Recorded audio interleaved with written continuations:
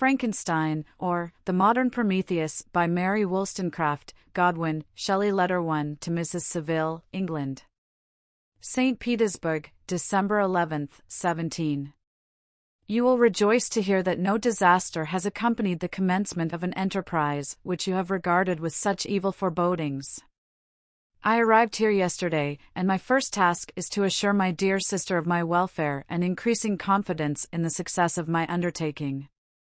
I am already far north of London, and as I walk in the streets of Petersburg, I feel a cold northern breeze play upon my cheeks, which braces my nerves and fills me with delight. Do you understand this feeling? This breeze, which has traveled from the regions towards which I am advancing, gives me a foretaste of those icy climes. Inspirited by this wind of promise, my daydreams become more fervent and vivid.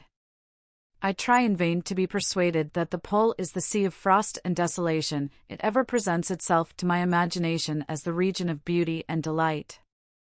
There, Margaret, the sun is forever visible, its broad disk just skirting the horizon and diffusing a perpetual splendor. There, for with your leave, my sister, I will put some trust in preceding navigators. Their snow and frost are banished, and, sailing over a calm sea, we may be wafted to a land surpassing in wonders and in beauty every region hitherto discovered on the habitable globe. Its productions and features may be without example, as the phenomena of the heavenly bodies undoubtedly are in those undiscovered solitudes. What may not be expected in a country of eternal light? I may there discover the wondrous power which attracts the needle and may regulate 1,000 celestial observations that require only this voyage to render their seeming eccentricities consistent forever. I shall satiate my ardent curiosity with the sight of a part of the world never before visited, and may tread a land never before imprinted by the foot of man. These are my enticements, and they are sufficient to conquer all fear of danger or death, and to induce me to commence this laborious voyage with the joy a child feels when he embarks in a little boat, with his holiday mates, on an expedition of discovery up his native river. But supposing all these conjectures to be false, you cannot contest the inestimable benefit which I shall confer on all mankind, to the last generation, by discovering a passage near the pole to those countries, to reach which at present so many months are requisite, or by ascertaining the secret of the magnet, which, if at all possible, can only be effected by an undertaking such as mine. These reflections have dispelled the agitation with which I began my letter, and I feel my heart glow with an enthusiasm which elevates me to heaven, for nothing contributes so much to tranquilize the mind as a steady purpose, a point on which the soul may fix its intellectual eye. This expedition has been the favorite dream of my early years. I have read with ardor the accounts of the various voyages which have been made in the prospect of arriving at the North Pacific Ocean through the seas which surround the pole. You may remember that a history of all the voyages made for purposes of discovery composed the whole of our good Uncle Thomas's library. My education was neglected, yet I was passionately fond of reading.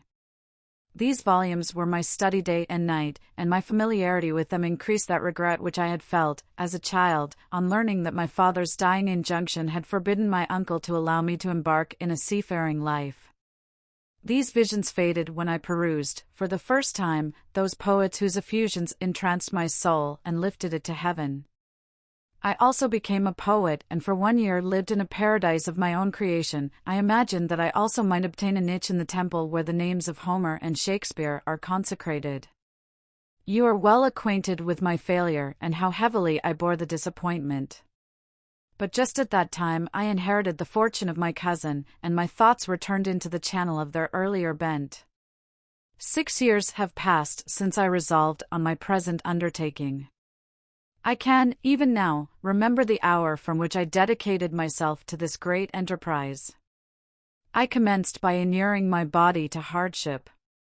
I accompanied the whale fishers on several expeditions to the North Sea. I voluntarily endured cold, famine, thirst, and want of sleep. I often worked harder than the common sailors during the day and devoted my nights to the study of mathematics, the theory of medicine, and those branches of physical science from which a naval adventurer might derive the greatest practical advantage. Twice I actually hired myself as an undermate in a Greenland whaler, and acquitted myself to admiration. I must own I felt a little proud when my captain offered me the second dignity in the vessel and entreated me to remain with the greatest earnestness, so valuable did he consider my services. And now, dear Margaret, do I not deserve to accomplish some great purpose? My life might have been passed in ease and luxury, but I preferred glory to every enticement that wealth placed in my path. Oh, that some encouraging voice would answer in the affirmative. My courage and my resolution is firm, but my hopes fluctuate, and my spirits are often depressed. I am about to proceed on a long and difficult voyage, the emergencies of which will demand all my fortitude. I am required not only to raise the spirits of others, but sometimes to sustain my own, when theirs are failing. This is the most favorable period for traveling in Russia.